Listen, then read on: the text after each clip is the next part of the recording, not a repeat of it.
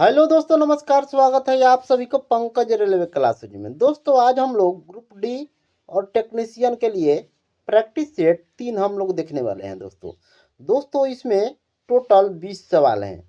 सारे सवाल इंपोर्टेड और सिलेक्टेड सवाल लिए गए हैं दोस्तों। तो चलिए दोस्तों, पहला सवाल पढ़िए और उत्तर दीजिए। ये क्लास लगभग 20 मिनट के होने वाली है। इसमें टोटल 20 सवाल हैं। फटाफट हम लोग पढ़ेंगे। पहला सवाल मेरे भाई, तारों का टिमटिमाना किसके कारण होता है? तारों का बिखरना, तारों के प्रकाश का वायुमंडलीय अपवर्तन, वायुमंडल द्वारा अनेक प्रवर्तन, आकाश में तारों की कंपन गति।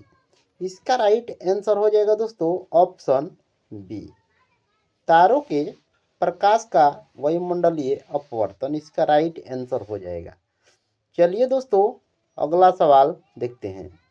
ये देखिए मेरे भाई, दूसरा नंबर सवाल, निम्नलिखित में से कौन से गुण पर आयन की स्कंदन क्षमता निर्भर करती है? आयन की स्कंदन क्षमता निर्भर करती है किस गुण पे दोस्तों? केवल आयन के आवेश परिणाम पर, केवल आयन के आकार पर, केवल आयन के आवेश चिन्ह पर, आयन के आवेश परिणाम एवं आवेश चिन्ह दोनों पर। इसका राइट आंसर हो जाएगा दोस्तों ऑप्शन डी। ऑप्शन डी इसका राइट आंसर हो जाएगा। आवेश के परिणाम आवेश चिन्ह दोनों पर निर्भर करता है आयन की स्कंदन क्षमता। चलिए अगला सवाल देखते हैं। सवाल नंबर 3। ये रहा 3 नंबर सवाल दोस्तों इस वीडियो में सारे सवाल इम्पोर्टेड सवाल लिए गए हैं दोस्तों। देखिए तीसरा नंबर सवाल देखिए, वे पौधे जिनमें बीज होते हैं लेकिन फल नहीं होते हैं कहलाते हैं? जिनमें बीज तो होते हैं दोस्तों, बीज होते हैं लेकिन फल नहीं होते हैं, क्या कहलाते हैं? Angiosperm, gymnosperm, pteridophyta, bryophyta. इसका राइट आंसर हो जाएगा दोस्तों, देखिए जिसमें बीज होते हैं, बीज तो होते हैं लेकिन फल नहीं होते हैं, ऐसे पौधे को जिम्नोस्पर्म कहते हैं। यानी ऑप्शन बी इसका राइट आंसर हो जाएगा। चलिए अगला सवाल देखते हैं। 20 मिनट दोस्तों, 20 मिनट और 20 क्वेश्चन। चौथे नंबर सवाल देखिए क्या कहता है। बच्चों का लिंग से प्राप्त होने वाले आनुवंशिक गुणसूत्र द्वारा निर्धारित होता है। किसके द्वारा होता है दोस्तों? तो देखिए पिता प्राकृतिक, माता पिता माता। इसका राइट आंसर हो जाएगा दोस्तों ऑप्शन ए, पिता के द्वारा होता है। ऑप्शन ए इसका राइट आंसर हो जाएगा। चलिए अगला सवाल देखते हैं। सवाल नंबर 5। ये रहा 5 नंबर सवाल दोस्तों। आँख में प्रवेश करने वाली प्रकाश किरणों का सबसे अधिक अपवर्तन कहाँ पर होता है? आँख में प्रवेश करने वाली प्रकाश किरणों का सबसे अधिक अपवर्तन कहाँ पर होता है दोस्तों? कॉर्निया की बाहरी सतह पर, आँख के लेंस पर, जलीय ह्यूमर पर, रेटिना पर। देखिए दोस्तों, जब आँख में प्रकाश किरण प्रवेश करता है तो सबसे अधिक अपवर्तन जो होता है दोस्तों, प्रकाश देखिए कॉर्निया की बाहरी सतह पर होता है। कॉर्निया की बाहरी सतह पर होता है दोस्तों। ये आँख हो गया, यहाँ पर कॉर्निया होता है दोस्तों लास्ट में, इसके बाहरी सतह पर अपवर्तन होता है। यानी ऑप्शन ए इसका राइट आंसर हो जाएगा। सबसे अधिक अपवर्तन दोस्तों देखिए बढ़िया से एक बार फिर से पढ़ लेते हैं। आँख में प्रवेश करने वाली प्रकाश किरण का सबसे अधिक अपवर्तन कॉर्निया की बाहरी सतह पर होता है। यानी ऑप्शन ए इसका राइट आंसर हो जाएगा। चलिए मेरे भाई अगला सवाल देखते हैं। सवाल नंबर 6। क्वेश्चन के क्वालिटी देखिएगा दोस्तों, क्वेश्चन का क्वालिटी देखिएगा। सारे सवाल बहुत ही इम्पोर्टेंट हैं। सारे सवाल ऐसे हैं जैसे कि एग्जाम में फंस सकते हैं। देखिए मोतियाबिंद का कारण क्या है। मोतियाबिंद का कारण क्या होता है दोस्तों। क्रिस्टलीय लेंस की अस्पष्टता, उभयोतल लेंस की विकृति, प्रकाश संवेदनशील रेटिना को नुकसान, कॉर्निया पर निशान पड़ना जिससे यह अपारदर्शी हो जाता है। इसका राइट आंसर हो जाएगा दोस्तों मोतियाबिंद क्यों होता है, किसके कारण होता है दोस्तों। क्रिस्टलीय लेंस की अस्पष्टता के कारण होता है, यानी ऑप्शन ए इसका राइट आंसर हो जाएगा दोस्तों। इस सवाल को भी याद कर लीजिएगा, बहुत अच्छा सवाल है। अगला सवाल देखते हैं, सवाल नंबर 7। सवाल नंबर 7 दोस्तों पढ़िए। जंतुओं में जनन अंग नर और मादा युग्मक उत्पन्न करते हैं जो संलयित होकर बनते हैं। इस सवाल को पढ़िए दोस्तों और उत्तर करिए।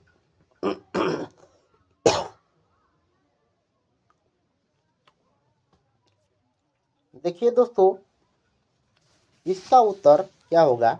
ऑप्शन ए अंडाणु, गर्भस्थ शिशु, भ्रूण, युग्मज। जब जनन अंग नर और मादा युग्मक उत्पन्न करते हैं, देखिए जंतुओं में जनन अंग नर और मादा युग्मक उत्पन्न करते हैं जो संलयित होकर नर और मादा से जो संलयित होकर बनता है वो युग्मक बनता है, युग्मनज बनता है, यानी ऑप्शन डी। ऑप्शन डी इसका राइट आंसर हो जाएगा। चलिए दोस्तों अगला सवाल देखते हैं। देखिए मेरे भाई 8 नंबर सवाल को देखिए। निम्नलिखित में से किसकी बीमा बलाघूर्ण की बीमा के समान है दोस्तों। बलाघूर्ण की बीमा के समान किसके किसके बीमा के समान है दोस्तों, तो बल, शक्ति, ऊर्जा, कोणीय संवेग। इसका राइट आंसर हो जाएगा दोस्तों ऊर्जा। ऊर्जा के समान दोस्तों बलाघूर्ण के बीमा के समान दोनों के समान बीमा होता है दोस्तों। चलिए दोस्तों अगला सवाल देखते हैं, सवाल नंबर 9। जोरदार मांसपेशियों की गतिविधि के बाद मांसपेशियों के दर्द के लिए निम्नलिखित में से कौन सा रसायन जिम्मेदार है। Lactic acid, ethanol, formic acid, ascorbic acid. इसका राइट आंसर हो जाएगा दोस्तों लैक्टिक एसिड। ऑप्शन ए इसका राइट आंसर होगा दोस्तों, ऑप्शन ए। चलिए अगला सवाल देखते हैं, सवाल नंबर 10। लिखिए दोस्तों डॉट ने मिट्टी की उर्वरकता में केचुए की भूमिका का अध्ययन किया। कौन किया था दोस्तों। मिट्टी की उर्वरता में केचुए की भूमिका का अध्ययन किसने किया था। तो देखिए दोस्तों इसका राइट आंसर हो जाएगा चार्ल्स डार्विन। ऑप्शन डी इसका राइट आंसर हो जाएगा। चार्ल्स डार्विन ने केचुए की भूमिका का अध्ययन किया था, यानी ऑप्शन डी सही हो जाएगा। चलिए अगला सवाल देखते हैं, सवाल नंबर 11। 11 नंबर सवाल दोस्तों, कोशिका भित्ति का प्रमुख कार्य क्या है। यह पदार्थ के भंडारण के रूप में कार्य करता है। यह कोशिका को आकार और कठोरता प्रदान करता है। यह कोशिका विभाजन के लिए उत्तरदायी है। यह कार्बोहाइड्रेट के संश्लेषण में मदद करता है। देखिए दोस्तों कोशिका भित्ति जो होता है दोस्तों यह कोशिका को आकार देता है और कठोरता प्रदान करता है। कोशिका भित्ति जो होता है दोस्तों केवल पेड़ पौधों में पाया जाता है, पौधा में पाया जाता है दोस्तों, जंतु में नहीं पाया जाता है। चलिए अगला सवाल देखते हैं। ये रहा 12 नंबर सवाल दोस्तों। शरीर का तापमान किसके द्वारा नियंत्रित होता है। Thalamus, hypothalamus, cerebellum, medulla. इसका राइट आंसर हो जाएगा दोस्तों शरीर का तापमान जो है दोस्तों कौन करता है नियंत्रित, तो हाइपोथैलेमस करता है, यानी ऑप्शन बी इसका राइट आंसर होगा दोस्तों, ऑप्शन बी। देखिए दोस्तों एक सेरिब्रम है एक मेडुला है। सेरिब्रम स्वैच्छिक कार्यों को नियंत्रित करता है, जो अपने इच्छा से कार्य होता है उसको सेरिब्रम नियंत्रित करता है। अनैच्छिक कार्यों को दोस्तों अनैच्छिक कार्यों को मेडुला ओब्लांगेटा करता है। और स्वैच्छिक कार्यों को दोस्तों स्वैच्छिक कार्यों को सेरिब्रम करता है दोस्तों। सेरिब्रम करता है, सेरिबेलम नहीं दोस्तों, ये गलत है। सेरिब्रम करता है, यहाँ पर लिख लीजिएगा सेरिब्रम इसकी जगह पर। चलिए अगला सवाल देखते हैं। 13 नंबर सवाल। एक वस्तु 5 न्यूटन बल के अधीन सीधी रेखा में 10 मीटर की दूरी तक गति करती है। यदि किया गया कार्य 25 जूल है तो बल एवं वस्तु की गति की दिशा के मध्य कोण बतलाना है दोस्तों। देखिए मेरे भाई, एक सूत्र होता है कार्य बराबर दोस्तों, कार्य बराबर एफ एस कॉस थीटा होता है। बस इसी पर रखिए, आंसर आ जाएगा। कार्य दोस्तों 25 जूल है। एफ बल दोस्तों 5 है, 10 मीटर विस्थापन है, कॉस थीटा लिख देंगे। देखिए यहाँ पर कॉस थीटा काटेंगे 25 से, इसको तो 2 बार में जाएगा। 25 देखिए 5 गुने 10 50 हो जाएगा, 25 से काटेंगे तो 2 बार में जाएगा, यानी कॉस थीटा बराबर 1/2 आ जाएगा। और 1/2 बराबर कितने डिग्री का होता है दोस्तों? कॉस थीटा 1/2 बराबर 60 डिग्री हो जाएगा, यानी कॉस 60 डिग्री का मान 1/2 होता है। ऑप्शन बी इसका राइट आंसर हो जाएगा। चलिए अगला सवाल देखते हैं। सवाल नंबर 14। मनुष्य की लाल रक्त कोशिकाओं आरबीसी का जीवन काल कितने दिन होता है दोस्तों? तो 120 दिन होता है। और डब्ल्यूबीसी का 2 से 4 दिन होता है दोस्तों, 4 दिन होता है। और प्लेटलेट्स का दोस्तों 10 से 12 दिन होता है। प्लेटलेट्स का 10 से 12 दिन होता है। चलिए अगला सवाल देखते हैं। ये रहा 15 नंबर सवाल दोस्तों। वायु शोषण का अंतिम उत्पाद क्या है दोस्तों? देखिए दोस्तों, एक होता है वायु शोषण, एक होता है अवायवीय शोषण।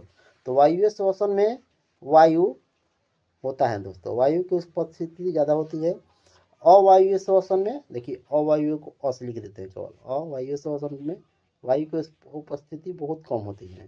तो देखिए दोस्तों, वायु की उपस्थिति ज़्यादा होती है। इसमें कार्बन वायु शोषण में CO2 प्लस पानी H2O प्लस ऊर्जा होता है दोस्तों, ऊर्जा निकलता है। अवायवीय शोषण में दोस्तों कार्बन मोनोऑक्साइड निकलता है, कार्बन मोनोऑक्साइड प्लस पानी H2O, फिर उसके बाद ऊर्जा निकलता है। तो देखिए वायु शोषण में कार्बन डाइऑक्साइड प्लस पानी निकलता है, यानी ऑप्शन डी इसका राइट आंसर हो जाएगा। अवायवीय शोषण रहता है carbon monoxide CO plus H2O plus ऊर्जा निकलता है, यानी इसका राइट आंसर ऐसे डी सही होगा दोस्तों। चलिए अगला सवाल देखते हैं। ये रहा 16 नंबर सवाल दोस्तों। संवेग में सीमित परिवर्तन उत्पन्न करने के लिए थोड़े समय के लिए कार्य करने वाले बड़े बल को क्या कहा जाता है? जड़त्व, आवेग, बल, दाब। इसका राइट आंसर दोस्तों हो जाएगा आवेग इसका राइट आंसर हो जाएगा। संवेग में सीमित परिवर्तन उत्पन्न करने के लिए थोड़े समय के लिए कार्य करने वाले बड़े बल को क्या कहा जाएगा? तो आवेग कहा जाएगा। इसका राइट आंसर बी हो जाएगा। ये रहा 17 नंबर सवाल मेरे भाई। प्रोटीन छोटे बिल्डिंग ब्लॉक से बने होते हैं, जिन्हें किस नाम से जाना जाता है दोस्तों? प्रोटीन छोटे बिल्डिंग ब्लॉक से बने होते हैं, जिन्हें किस नाम से जाना जाता है? न्यूक्लिक अम्ल, फैटिक अम्ल, एमिनो अम्ल, एस्टिक अम्ल। इसका राइट आंसर हो जाएगा दोस्तों ऑप्शन सी, एमिनो अम्ल। ऑप्शन सी इसका राइट आंसर हो जाएगा। चलिए नेक्स्ट सवाल देखते हैं मेरे भाई। ये रहा 18 नंबर सवाल। ये बहुत ही आसान सवाल है दोस्तों। निम्नलिखित में से कौन सा एक सामान्य प्रतिशत प्रशीतक जिसका उपयोग घरेलू रेफ्रिजरेटर में किया जाता है? तो नियोन, ऑक्सीजन, फ्रियोन दोस्तों, इनमें से कोई नहीं। इसका राइट आंसर हो जाएगा फ्रियोन। ऑप्शन सी इसका राइट आंसर हो जाएगा मेरे भाई। चलिए अगला सवाल देखिए, ये रहा 19 नंबर सवाल दोस्तों। इस सवाल को देखिए, किसी गंधहीन, रंगहीन, स्वादहीन, रासायनिक रूप से अति क्रियाशील गैस का आविष्कार 1772 में डेनियल रदरफोर्ड ने किया था। उसी समय CW H कैवेंडिश द्वारा स्वतंत्र रूप से इसे पृथक किया गया था। ये कौन सा गैस है दोस्तों, बतलाना है। तो देखिए दोस्तों, नाइट्रोजन, आर्गन, फ्लोरीन, ऑक्सीजन, इसका राइट आंसर हो जाएगा दोस्तों। देखिए 1972 में डेनियल रदरफोर्ड ने किया था। उसी समय WC एवं H कैवेंडिश द्वारा स्वतंत्र रूप से इसे पृथक किया गया था। ये गंधहीन, रंगहीन, स्वादहीन होता है, रासायनिक रूप से क्रियाशील गैस है। ये जो होता है दोस्तों नाइट्रोजन होता है दोस्तों, यानी ऑप्शन ए इसका राइट आंसर हो जाएगा दोस्तों, ऑप्शन ए। चलिए अगला सवाल देखते हैं, ये रहा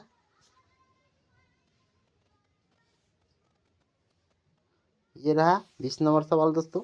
निम्नलिखित में से कौन हाइड्रोकार्बन का प्रकार नहीं है? निम्नलिखित में से कौन हाइड्रोकार्बन का प्रकार नहीं है दोस्तों? तो देखिए alkane, alkene, alkyne, hello alkane, इसका जो राइट आंसर हो जाएगा दोस्तों। देखिए एल्केन जो होता है दोस्तों CnH2n+2 होता है। एल्कीन जो होता है दोस्तों CnH2n होता है दोस्तों। एल्काइन दोस्तों होता है CnH2n-2 होता है। ऐसे इसका राइट आंसर हो जाएगा दोस्तों, हाइड्रोकार्बन का प्रकार नहीं है तो हेलो एल्काइन इसका राइट आंसर हो जाएगा, ऑप्शन डी सही हो जाएगा दोस्तों। वीडियो कैसा लगा? अगर वीडियो अच्छा लगा हो तो वीडियो को लाइक और चैनल को सब्सक्राइब कर लीजिए।